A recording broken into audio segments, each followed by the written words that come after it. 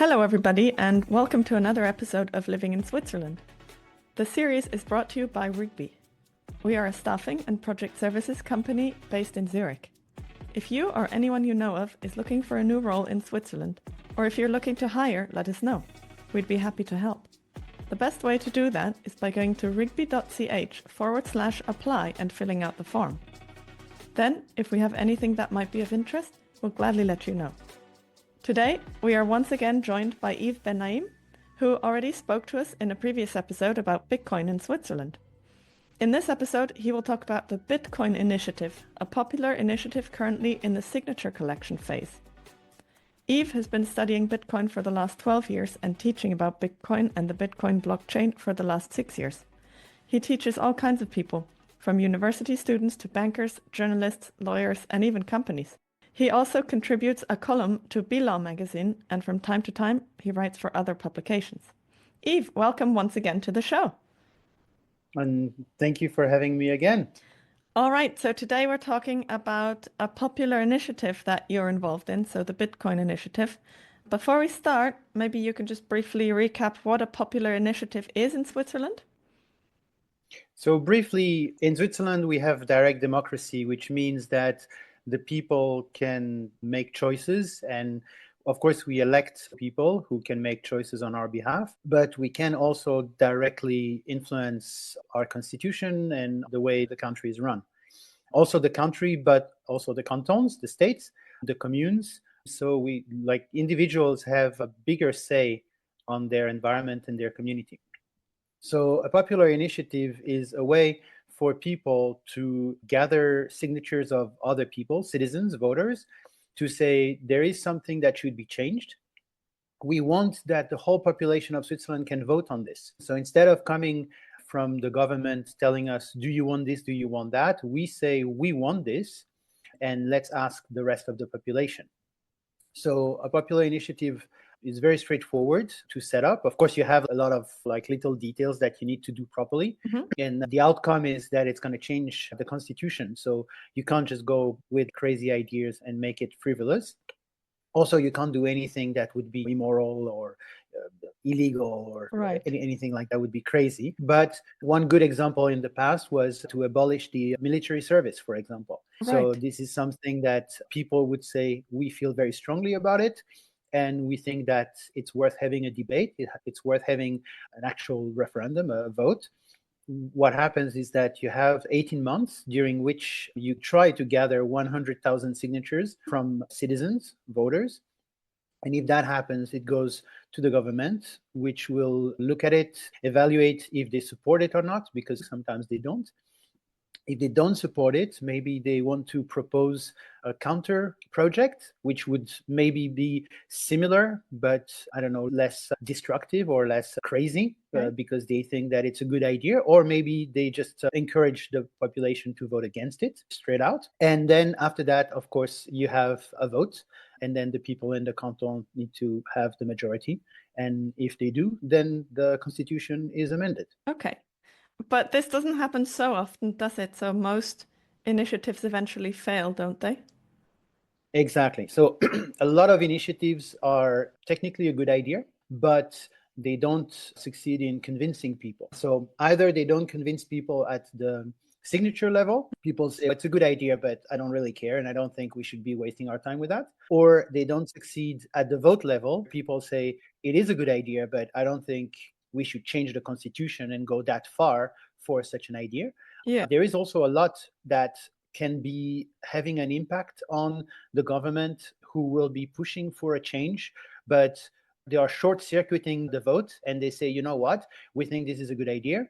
I think this could be included in something else that we're working on. Mm-hmm. And there is, quote unquote, some kind of negotiation, and then you can remove the committee can remove the initiative, even though they got 100,000 signatures. But because there is a will and an enthusiasm from every party to move forward, it's not necessary to have the whole campaigning. Right, to go through the process. Because at the end of the day, everybody's on the same page. So this is also one thing. Yeah, but I suppose it's very different to have 100,000 people excited about an idea and then to have the millions it takes for actually the vote to go Of through. course. So a lot of things have maybe 100,000 supporters, but maybe not half the population. So it is challenging, Of course. but it has happened before that they have gone through. So. Well, it happens regularly, but also you have to think about what the purpose is. You have different kinds of initiatives. So, for example, our initiative doesn't come from a political party. Many popular initiatives are actually supported by a political party or come directly from a political party. Okay. So you have to also think that some political parties want a debate on a certain topic. It helps their agenda, it helps something that they want to move forward with. So they don't really care if the vote will be successful or not, because they will have a whole campaign of several years, technically 1.5 years, as I said, to collect signatures. But then after that, it may take up to 3.5 to 5 years to actually get to the vote. So it allows them to have that narrative in the public debate, the public discourse. So this is one goal. Sometimes you don't want necessarily that it actually passes, but you want that people talk about it. And another thing is, like I said, for example, the abolition of the military service, it didn't pass. At the end, it didn't get the yes, but it was such a big topic and the participation in the vote was so high. Like there is a lot of abstentionism in Switzerland. Most people don't even vote. But in that case, it was like over 70% of participation. Oh, wow. So even though the no won, not the yes, a lot of political parties and the government and everybody actually realized that it was a really hot topic and actually people needed a change, because it's never 99% no and 1% yes. You still have some kind of 50-50, more or less. So in that particular case, a lot of reforms were initiated following that vote, even though the vote was unsuccessful technically. Okay. So at the moment, there is, I don't remember exactly, but I think it's like 14 or 15 popular initiatives that are in the signature collecting phase. Right. Right now. So some of them, of course, are arriving at the end of their 18 months. Some of them just started, like us. But you have to think that if there are more than 10 or 20, I don't know, projects at every given time, it's a really big thing. Like it happens in the background. Most people don't really think about it all the time. Yes. Of course, when they ask you, do you want to sign this in the street? Like when you get out of the train station, like at the market on Sunday, of course, you hear about it. And some are spending millions, literally millions for promotion, like putting things in your mailbox and whatnot. Okay. But it is a process that is very important for Switzerland. What I want to say is we are not some kind of exception. It's not like some kind of a weird thing that happens once every blue moon. It's actually a thing that happens all the time, except, of course, the system is made in a way that only the successful ones will move all the way to the end, and the other ones will be eliminated slowly because they don't have enough support, they don't have enough budget, they don't have enough people. It depends, of course. Yeah, but it's something that definitely is always present in Switzerland. Yes. So let's go through the steps in some more detail. So the first step is registering the initiative. Is that right? So the first step is several things happen at the same time. Step is that you need to make sure how you want things to move forward, because there is an actual process. So the very, very first step would be to write to Bern, to that government office where they actually deal with popular initiatives, and tell them, we are interested in doing this and that. Please guide us so that we don't do, things that are counterproductive or wasting everybody's time. Okay. They are very helpful because they actually want that process to be working smoothly. They're very helpful as in they really answer all your questions, and they actually have documentation printed in all Swiss languages so that you can really follow the whole process. The reason why I'm able to answer all your questions is because originally I had absolutely no idea. And of course, I wanted that thing to move forward, but because I'm not a political party, I have no experience. And, most people, they don't get involved in creating a popular initiative. So you have to start somewhere. And what is really nice is that the government is not against you. They're actually holding your hand, and they're telling you, like every step of the way, what you're doing wrong or what you should be doing so that things are moving forward. So this is the first step. You get all these information, you get a few templates so that you can do things properly and you don't have to reinvent the wheel. And no, actually, the very, very first step is you have to identify what change in the constitution you want to make. That would be the very first step. So we were very lucky, and this is why I forget about it, because we are just adding 3 words to the constitution. Our changes might be the simplest and the shortest and the most straightforward amendment ever done in a popular initiative, because we're really literally adding 3 words. For some initiatives, they're actually adding a whole paragraph, or they're adding an article. And if you are adding an article, you might have to change another article which references something that you're changing now. Of course, yeah. So depending on the initiative, it becomes quite complex. So you might want to work with a constitutional lawyer or more, so that they can also make sure that they write it properly. Because at the end of the day, I mean, if it's successful, it will be the Swiss constitution. It's not a small detail, right? Yes. So in our case, it was very simple. But even though it was simple, originally we wanted to add 2 words. And the person in Bern told us it could be confusing the way it reads, and it doesn't translate well in 3 or 4 languages. So we suggest that you use 3 words so that, it's clear. Okay, so what are the 3 words? You're making this very interesting. So the original article is Article 99. Paragraph 3, it says that the Swiss National Bank must make some reserves with their assets, and some of those reserves need to be kept in gold. And so we wanted to add and Bitcoin. Right. So in gold and Bitcoin. And because it doesn't translate properly, and because it could lead to some kind of confusion, they said it's better if you write and in Bitcoin. Oh, okay. So what we wanted to do was to give them as much control as possible, them being the Swiss National Bank. We wanted that they can keep control over all the details, except one detail, which is 0 is not acceptable. They cannot have no Bitcoin. But the same way in gold, it doesn't say a proportion, it doesn't say an amount. They could have one little ingot of 1 gram they wanted, or they could have 100% of their reserves in gold. But we want to trust them to do their job properly. So we wanted to do the same thing with Bitcoin. We wanted to say you can have 1 Swiss franc worth of Bitcoin if you want.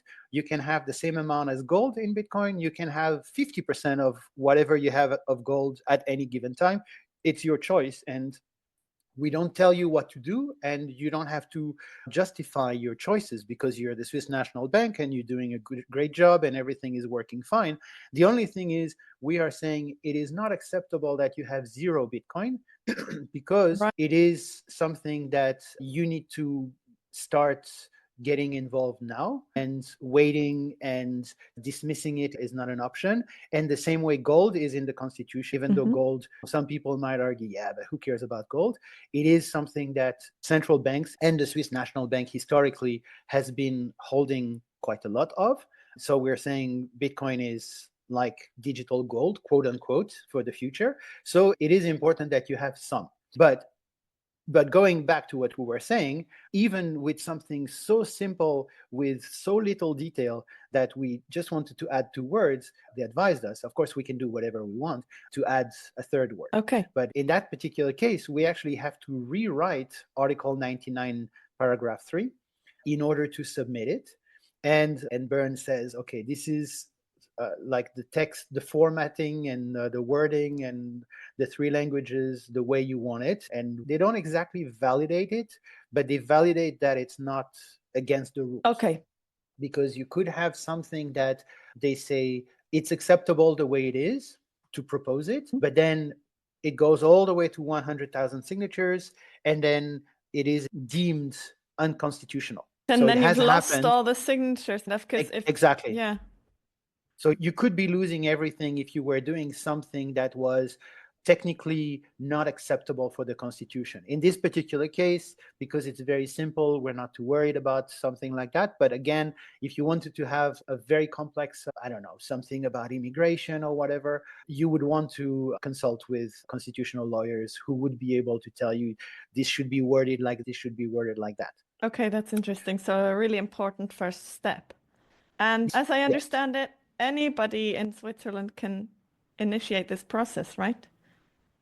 As long as you're voting in Switzerland, yes. Okay, so anybody who's allowed to vote. Exactly. You could be a Swiss citizen living overseas. You're allowed to do things. You could be a Swiss citizen who is 16 years old. Because you don't vote, you could not do it, Okay. for example. So this is the first step. Then after that, of course, you need to have a committee. So the idea is they don't want that everybody can just do whatever. And of course, it's a big job, so you don't want to be alone. So the committee is 7 people minimum. And if I'm not mistaken, because I may have forgotten, but I think it's 27 people maximum. So usually you would want to have a sweet spot somewhere where you have enough people so that you can cover all the Swiss languages and all the geographies of Switzerland. You're trying to also appeal to a bunch of people. So you want to make sure that you don't have only young men and then you're completely alienating older women, for example, would not recognize themselves in how you talk, present, anything. So you want to try to be as representative of Switzerland as possible in general. Yeah. So in our case, it was difficult because Bitcoin is usually, like anything finance and technology, is very often primarily represented by men, which is unfortunate, but it is what it is. But the mix of both, which is Bitcoin, finance and technology, of course, there are women, but it's very difficult. On the other hand, you have also another problem, which it's a little bit for later, but I'll talk about it now, is that because you're very public, your name will be published publicly, your address will be published publicly. So a lot of people don't want to be part of the committee. They want to support you. They want to help you in the background. They don't want to be exposed. Yeah. And of course, in the case of Bitcoin, the first criticism that we have is that we want to just become rich. And we want the government and the Swiss National Bank to make us rich. That's why we're doing this. Of course, a lot of people don't want to be associated with the kind of attacks. Like whatever your initiative, you will have people who are against it, right? So it can be not very nice. So you also need to have a committee that is ready to take some heat a little bit. But you did find a committee or enough members for your committee, didn't you? So the great thing is that you have a lot of people who are very passionate about Bitcoin in Switzerland. And you have meetups, you have groups, you have conferences, events. So it's relatively easy to recruit people who are interested in that particular topic. For some topics, of course, like I said, I'll go back to that example. Getting rid of the military service is the same. Yeah. Because you're sure that you will find pacifists everywhere in Switzerland who will say this is a waste of money and we don't want the war and we want to be neutral, blah, blah, blah. So you will make sure that you can find people everywhere in the country.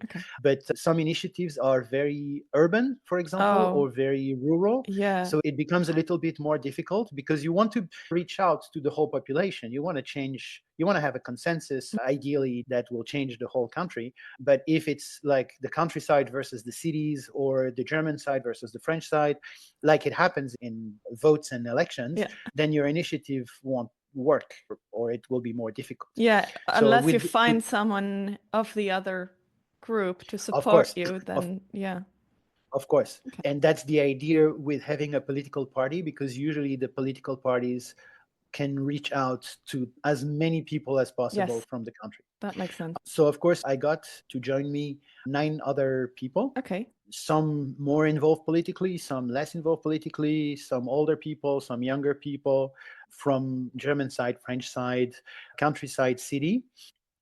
So the idea was to show that Bitcoin was not just for one type of people, because this is also what we worry about. And then we submitted, as I said, the text. We submitted the title, because the initiative has a title technically. So we call it the Bitcoin Initiative, but we actually worked quite a lot on it because it really represents our goal, what we want to be bringing to the Constitution.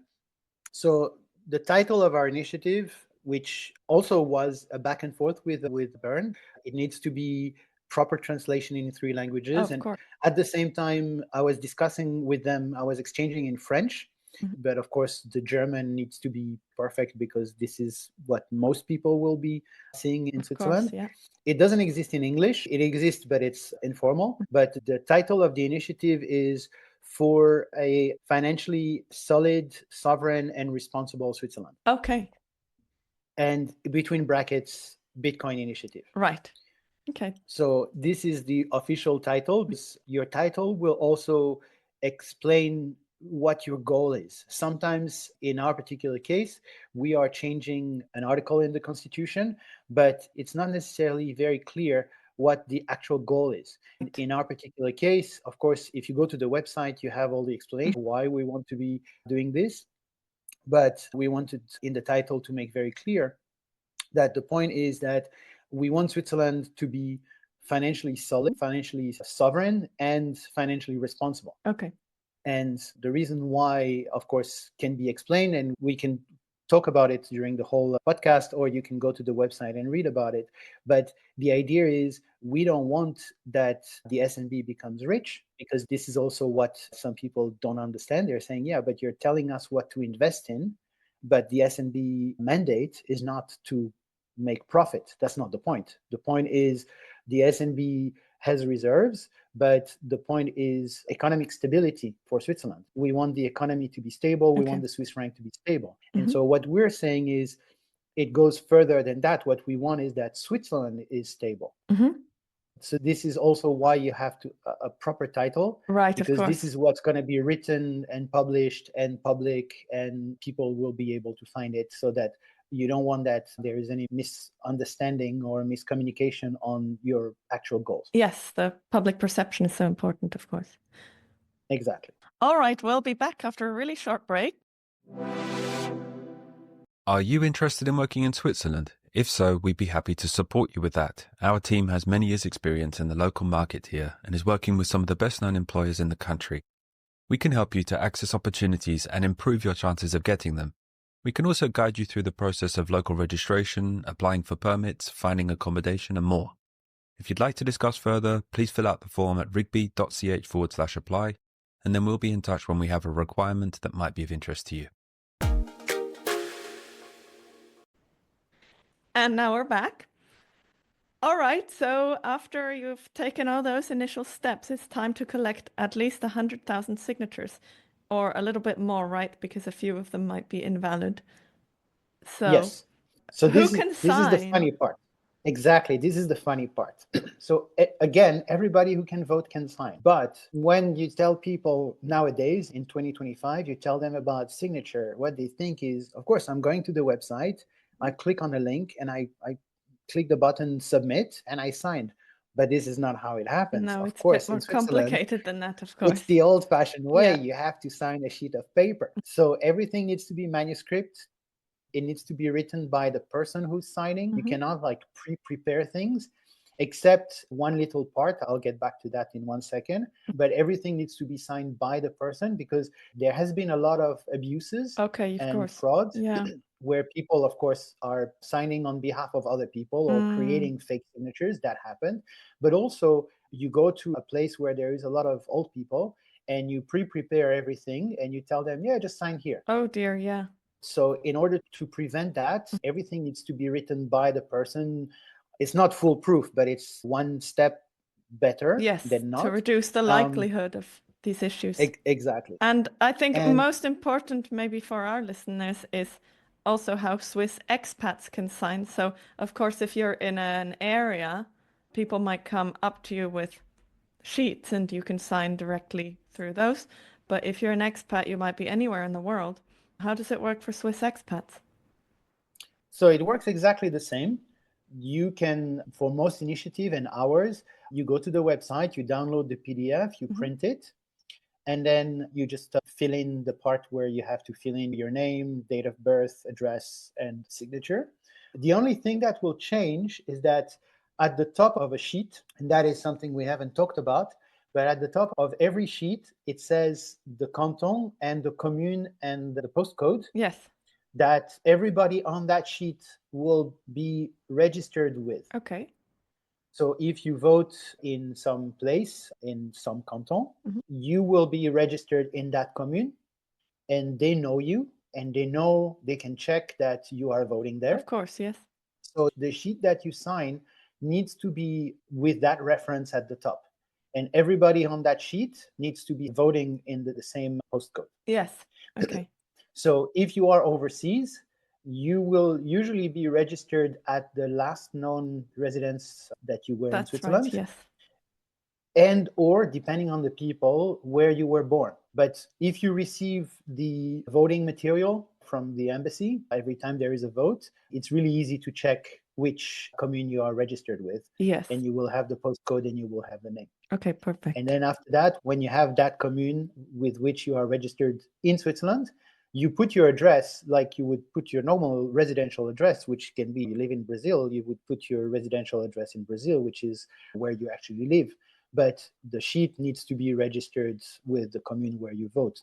So that they can double not the check. embassy where you live. Yeah, exactly. Okay. Because once the committee receives your sheet and all the sheets, what we do is we send it to those communes. Every single sheet needs to be verified. And then an employee of the commune will actually verify that person votes and is registered in that place. Okay. And then puts a stamp on the paper and then send it back to us. Okay. And that goes to what you were saying. You want to have more than 100,000 signature because some people during the 18 months, they will move. Oh. So technically they exist in one place, they get validated. But if there is another verification later, just to make sure that there is like a double check randomly and it just happens to be that person and they say this person was validated in one place, but technically they don't live there anymore. So that sheet becomes invalidated. And some people actually forget, like it's 18 months. So they sign once and then 18 months later, they sign another time. Oh, and then they're doubled up. Yeah. So exactly. So one is invalid. Or they sign in their old address and then they move to their new address and they say, oh, I need to sign again because, of course, now I live in a new place. I don't know all the names of all the people who sign. Yes. It's 100,000 people. So I don't validate that there is a double. And of course, both signatures were correct at the time. One of them replaced the other one. And so now it's no longer valid. Yeah, exactly. The rule of thumb is actually very, very pessimistic. They advise us to gather 120,000 signatures. Just in case. Which is quite a lot. Of course, you can try your luck at 100,000, but if you're missing one, it's really sad because, of course, everything goes to garbage. And so a lot of the people who are listening might be either living in Switzerland or coming to Switzerland soon, but they might not have citizenship yet and they might not be able to vote in Switzerland yet. Is there any way they can help out as well in a popular initiative? Of course. So the first thing I want to say about initiatives in general, and not necessarily ours, but it also happens with ours. There are a lot of initiatives that if you could vote or if you will vote against it because you actually don't support to change the constitution for it. But you still want to give your signature because you think it's an interesting and important debate to be had. Okay. So a lot of people, including Bitcoiners, are saying, I actually like that you're bringing that forward. I actually like that, for example, the SNB now cannot dismiss the question, and Bloomberg Financial Times, they ask them, so what's happening with Bitcoin? And they actually have to answer. They cannot say, oh, it's frivolous, we don't care. Now it actually is part of the political debate. But when you get your 100,000 signature and it goes to the vote, I will vote no. But I will still give you my signature for now. Okay, interesting. So this is one thing. What is really important is that a lot of people are saying, I don't vote because what is one vote going to change? It's one more, one less. It doesn't matter. In this particular case, a signature makes a huge difference. Okay. Because it's not like a 50-50 kind of thing. It's not, if nobody signs anyway, if you have 5 signatures, it goes through anyway. If you don't have the 100,000 signatures, the process is finished. Yeah. So a lot of people would support that. And of course, it's something that needs to be explained to a lot of people because a lot of people think that if you sign, it's like a de facto, you're supporting it and you will vote yes. But in reality, you vote whatever you want. First, we can't verify what you vote, but also there are so many initiatives. It's not like there is a list of everybody who presented or supported something. Mm-hmm. A lot of people say, I support that. I believe in what you're saying, but I don't necessarily agree with you. So a lot of non-Swiss people could be helping also because they just want to help. They move to Switzerland. They like that Switzerland works nicely and has direct democracy, and they just want to support. So what they can do, which is really easy, is to print those sheets and to give it to their Swiss nationals, friends or family members or colleagues, and tell them, I like this project and I think you should support it. I can't support it, I can't sign, but I can help spread the word. Okay.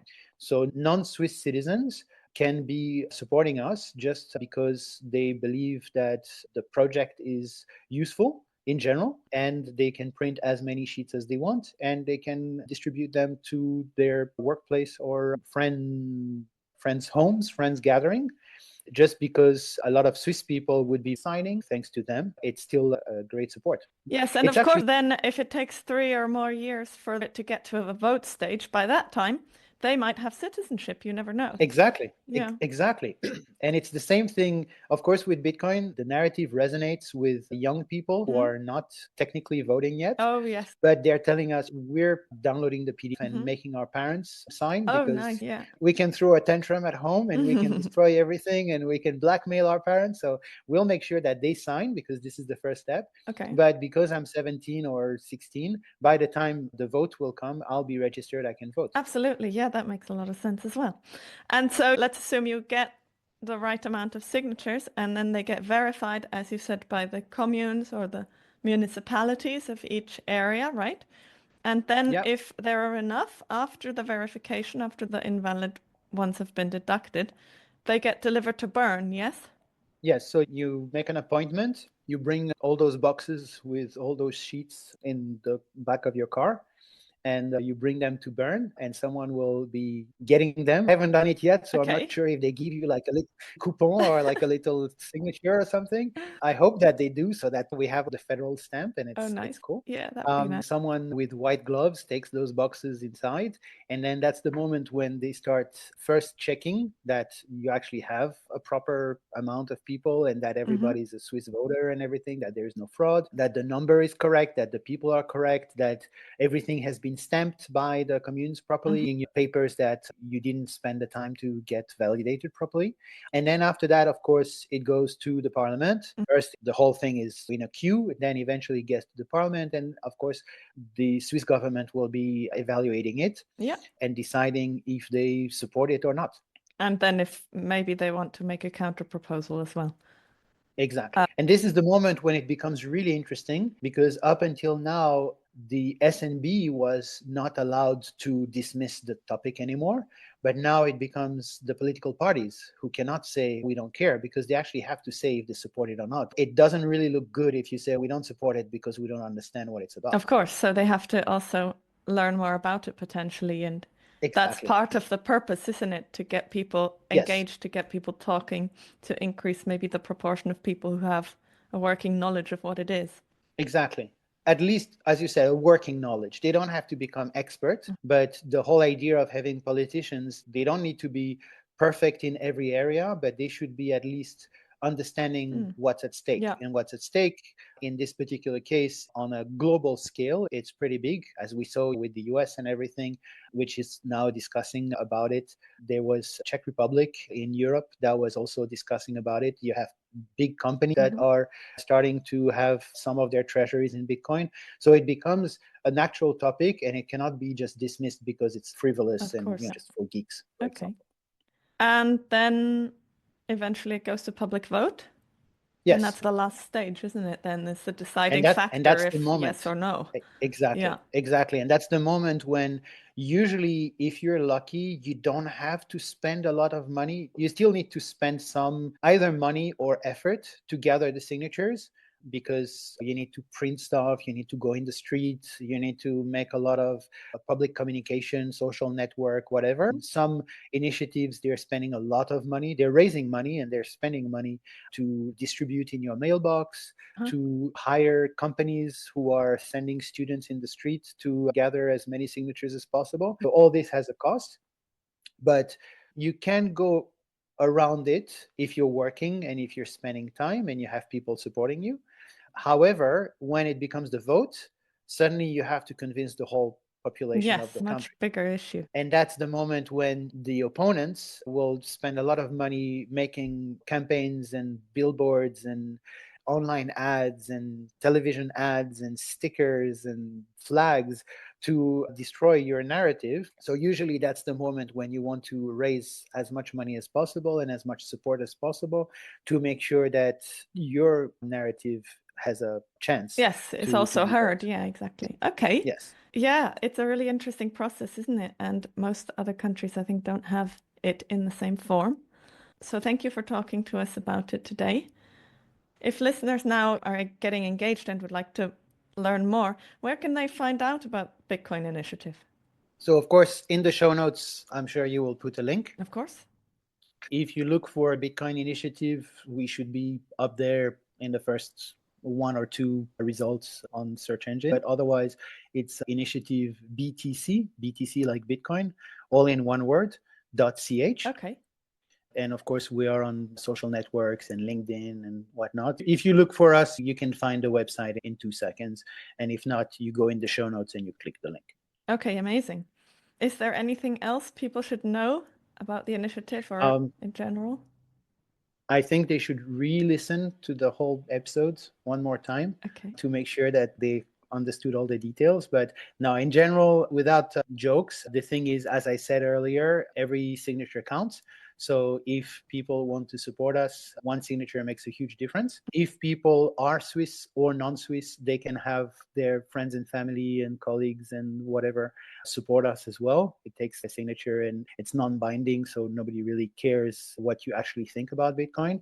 If you want to learn more and understand more what we're going to be doing now that the weather is a little bit nicer, is we're going to be touring Switzerland to have a little events so that we can answer questions and meet people and explain what we're trying to do so that there is no misunderstanding. We have a few meetups that are planned because they are Bitcoin meetups, but of course non-Bitcoiners are welcome to join. But we want to also make mini events. They're not like conferences, but like mini gathering for people who are not Bitcoiners who would want to understand more, because again, it's not an initiative for Bitcoiners, it's an initiative for everybody in Switzerland. And we're not taking it lightly that we want to change the constitution. We're not saying it's just for us. If it was just for us, then we wouldn't disturb everybody.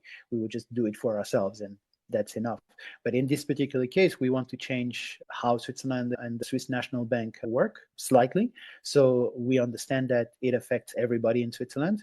And so we want to make sure that everybody understands what we're doing, because we're doing it for Switzerland in general and the Swiss economy in general. Presumably this will be listed also on the website if there are any upcoming events. So on the website, on social networks, and we haven't really started sending a newsletter, but because there was no event or anything like that yet, but you can register. There is like a little form and you can put your email address. And so if you register, then of course we will send you a newsletter whenever we're doing things. Okay, fantastic.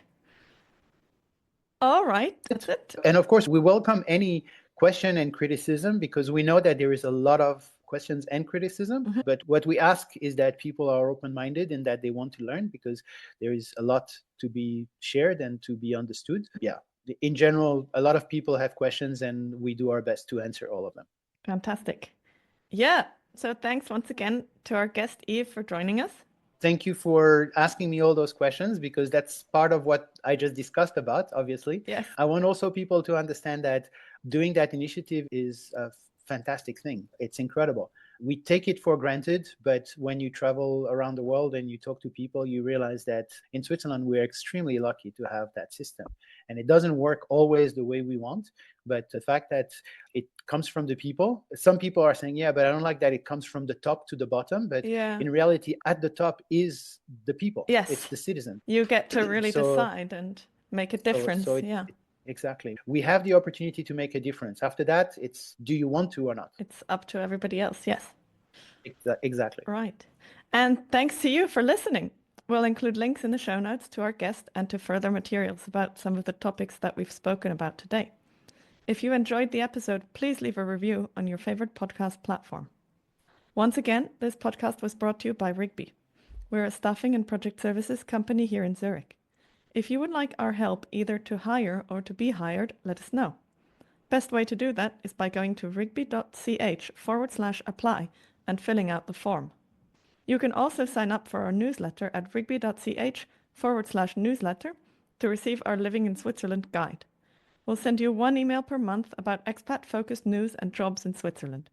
So thanks, and until the next time.